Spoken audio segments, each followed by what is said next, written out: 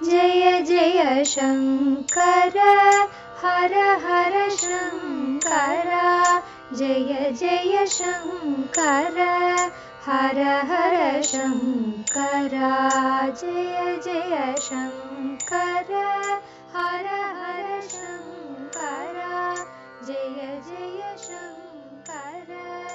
ஸ்ரீ சங்கர சரிதம் தெய்வத்தின் குரல் 5ஆம் பாகம். நிர்வாணம் தொடர்கிறது. கலியில் அதிவர்ணாசிரமிகள் குரு பரம்பரையில் வருவதற்கில்லை என்றுதான் சுகாச்சாரியாளுக்கு அப்புறம் விதிவத்தாக சந்நியாசாசிரமம் வாங்கிக் கொண்டவர்களின் பரம்பரை கௌடபாதரில் இருந்து தொடங்கியது. இப்படி சொன்னதால் ரூல் படியான சந்நியாசாசிரமம் என்பதே கௌடபாதரில் இருந்துதான் ஆரம்பித்ததாக்கும் என்று நினைத்துவிடக் கூடாது. அது கௌடபாதருக்கு முன்பே ஆதியில் இருந்து இருந்ததுதான். 4 ஆசிரமங்கள் என்பது ஆதியான வேத காலத்தில் இருந்தே இருப்பது. வேதத்தில் சம்ஹிதை, பிராமணம், ஆரண்யகம், உபனிஷத் என்று 4 இருப்பதே வரிசை கிரமமாக பிரம்மச்சாரியின் அத்தியனம், கிருஹஸ்தனின் யஜ்ஞானுஷ்டானம், அரண்யத்தில் போயிருந்து கொண்டு தத்துவ விசாரத்தோடு வானப்பிரஸ்தன் செய்யும் கர்மானுஷ்டானம், கர்மாவை விட்டுவிட்டு சந்நியாசி செய்கிற சுத்தமான தத்துவ விசாரம் என்ற 4 காட்டுவதுதான். இப்படி வேத முறையை நன்றாக புரிந்து கொண்டு சொல்லியிருப்பது யார் என்றால் பால் டியூசன் என்கிற ஜெர்மனிக்காரர். அவருக்கு நம் ஆச்சாரியாளின் சித்தாந்தத்தில் எல்லையில்லாத ஈடுபாடு. பிருஹதாரண்ய உபனிஷத்தில் யாக்ஞவல்கியர் பத்னிகளை விட்டுவிட்டு சந்நியாசியாக புறப்பட்டதை பார்க்கிறோம்.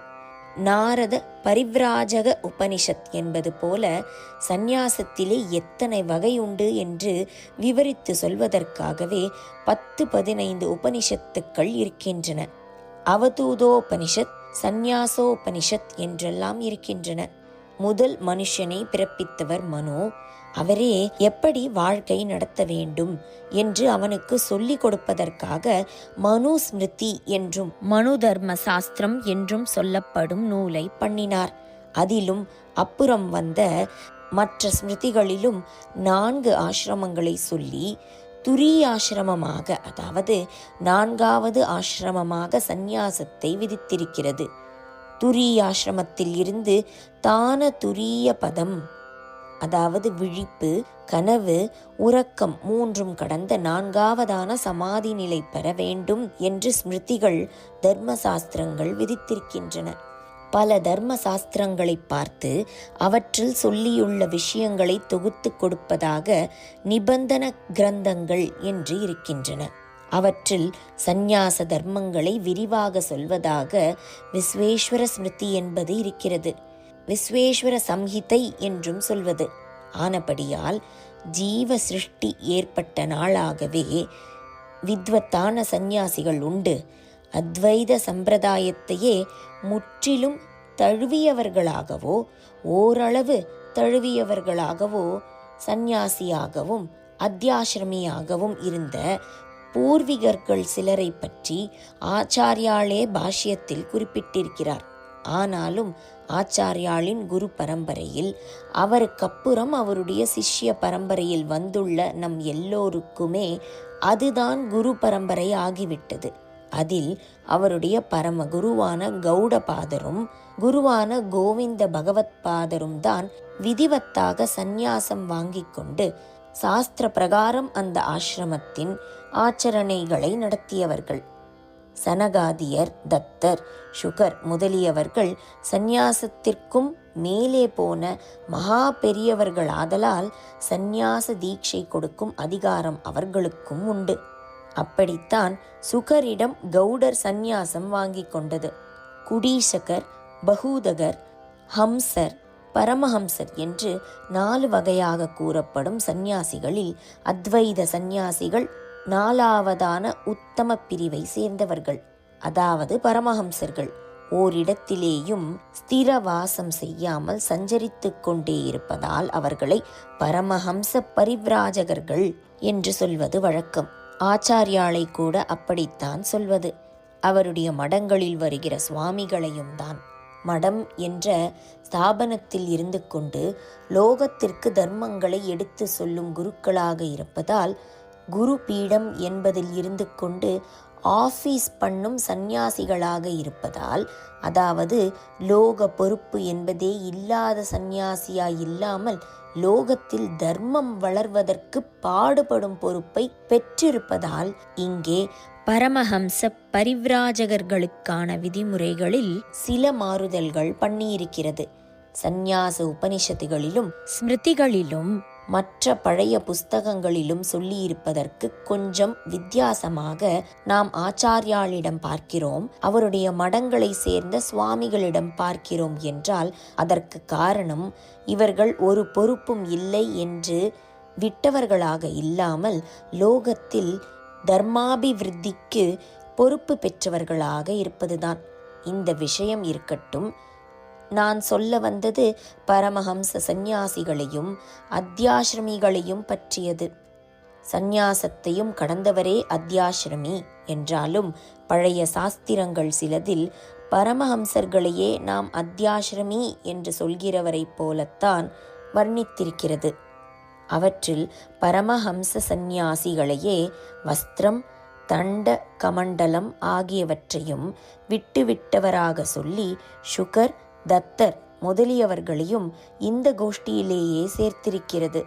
பரமஹம்ச சந்நியாசிக்கு அப்புறம் துரியாதீதர், அவதூதர் என்று 2 பிரிவுகளைச் சொல்லி இவர்களை அத்தியாசிரமிகள் என்று குறிப்பாக வேறுபடுத்தி காட்டும் வழக்கம் வந்த பிறகும் கூட அத்தியாசிரமிகளை பரமஹம்ச பரிவ்ராஜகர்கள் என்று சொல்வது நீடித்து வந்திருக்கிறது.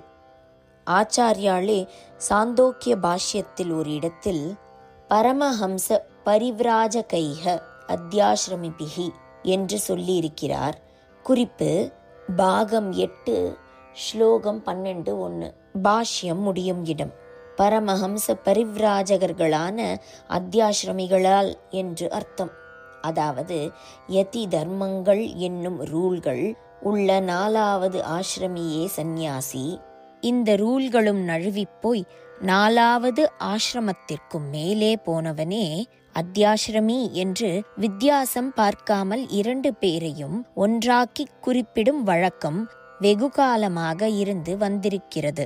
சம்சார ஆசையையும் இக லட்சியத்தையும் விட்டுவிட்டு ஒருத்தன் கிளம்பிவிட்டான் என்ற பிறகு அப்படி கிளம்பின எல்லாரையும் ஒன்றாகவே சொல்லிவிடலாம் என்று ஏற்பட்டிருக்கிறது. விவிதிஷா சந்நியாசம், வித்வத் சந்நியாசம் என்று 2 சாஸ்திரங்களில் சொல்லியிருக்கிறது. யதி தர்ம ரூல்களுக்கு கட்டுப்பட்டு துரியாசிரமம் என்று ஆரம்பிப்பவனே அந்த ஆசிரமத்தில் முன்னேறி ரூலையும் விட்டு அத்தியாசிரமியாக ஆவதை இந்த பாகுபாடு தெளிவு செய்து காட்டுகிறது. விவிதிஷா என்றால் ஒன்றை அறிய ஆசைப்படுவது, மனசார தாபப்படுவது. சமாதி நிலை, ஆத்ம சாட்சா்காரம், பிரம்மானந்தம் என்றெல்லாம் சொல்லப்படுவது என்னவென்று அறிய ஒருவர் ஆசைப்படுகிறார், தாபப்படுகிறார். இப்படி ஒரு விவிதிஷா அவருக்கு இருக்கிறது. குடும்ப வாழ்க்கையில் உள்ள மட்டும் மேலே சொன்ன லட்சியத்துக்கே டெடிகேட் பண்ணிக்கொண்டு பிரயாசைப்பட முடியாது என்று அவர் ஃபீல் பண்ணுகிறார். அதனால் கிரமமாக சாஸ்திரங்களில் சொல்லியுள்ளபடி சந்நியாசம் வாங்கி கொண்டு தண்ட, கமண்டல, காஷாய தாரணம், மற்ற யதி தர்ம ரூல்கள் ஆகிய எல்லாவற்றையும் பண்ணுகிறார். இதுதான் விவிதிஷா சந்நியாசம். இப்படி சந்நியாசியாகி ஆத்ம சாஸ்திரங்களை படித்து விசாரம் பண்ணிக்கொண்டு முன்னேறும் போது சமாதி நிலை பற்றி சொல்லியிருப்பதெல்லாம் நிஜமானவைதான் என்ற நிச்சயம் அவருக்கு ஏற்படுகிறது. கொஞ்சம் கொஞ்சம் அந்த அனுபவம் வந்து தொட்டுவிட்டு போகிறது. தொடும், ஆனால் போயும் விடும். கரையோரத்தில் சமுத்திர அலை கொஞ்சம் காலை தொட்டுவிட்டு போய்விடுகிற மாதிரிதான். சமுத்திரத்தில் அப்படியே முழுகி நனையவில்லை. கேள்வி அறிவில் பிறந்த ஆசையானது இப்படி கொஞ்சமாவது அனுபவ அறிவாகவே ஆகும்போது விவிதிஷா போய் வித்வத் உண்டாகிறது. ருச்சி கண்டுவிட்டால் அப்படியே அந்த ரசத்திலேயே முழுக்க முழுகி போக வேண்டும் என்று அவருக்கு தோன்றுகிறது. அச்சமயத்தில் யதி தர்ம ரூல் படி பார்த்து பார்த்து பண்ணி கொண்டிருப்பது கூட நிதித்தியாசனம் என்பதான தீவிர ஆத்ம விசாரத்துக்கு இடைஞ்சல் பண்ணுவதாக நினைக்கிறார். அதனால் தண்ட கமண்டல காஷாயாதிகளையும் மற்ற யதி தர்ம ரூல்களையும் விட்டுவிடுகிறார். அதுதான் வித்வத் சந்நியாசம் என்பது. ஸ்ரீ சங்கர சரித்தம் நிர்வாணம் நாளையும் தொடரும். ஜெய ஜெய சங்கர, ஹரஹர சங்கர, மகாபெரியவா சரணம். जय जय शङ्कर हर हर शङ्कर, जय जय शङ्कर हर हर शङ्कर, जय जय शङ्कर।